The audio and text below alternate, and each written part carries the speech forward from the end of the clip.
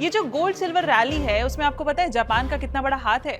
देखो, पहले जापान में इंटरेस्ट रेट्स ऑलमोस्ट 0% थे, मतलब इन्वेस्टर्स येन ऑलमोस्ट फ्री में बोरो करते थे और उस पैसे को यूएस स्टॉक्स, बॉन्ड्स या इंडिया जैसे मार्केट्स में लगा देते थे। जब तक रेट्स लो थे ये कैरी ट्रेड मस्त चलता रहा। अब प्रॉब्लम क्या हुई, जापान ने रेट्स बढ़ा दिए हैं। पॉलिसी रेट 0.75% जो लगभग 30 साल का हाई है, मतलब अब येन में बोरो करना फ्री नहीं रहा। जैसे ही जापानीज रेट्स ऊपर जाते हैं, जापान खुद इन्वेस्ट करने के लिए अट्रैक्टिव बन जाता है और येन स्ट्रॉन्ग हो जाता है।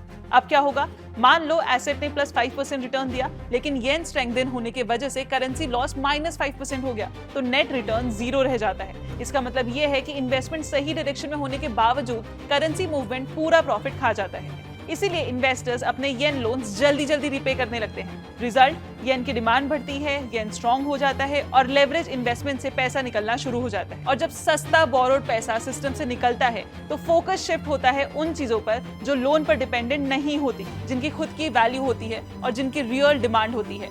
इसीलिए गोल्ड, सिल्वर और कमोडिटी स्पॉटलाइट में आ जाते हैं। लेकिन आपको क्या लगता है, सिर्फ जापान ही ये गोल्ड सिल्वर रैली को बढ़ा रहा है? नहीं, ऐसे और भी 3 चीजें हैं जिससे ये रैली इंपैक्ट हुई है। Click on this video to know more. Mutual fund investments are subject to market risks. Read all scheme related documents carefully.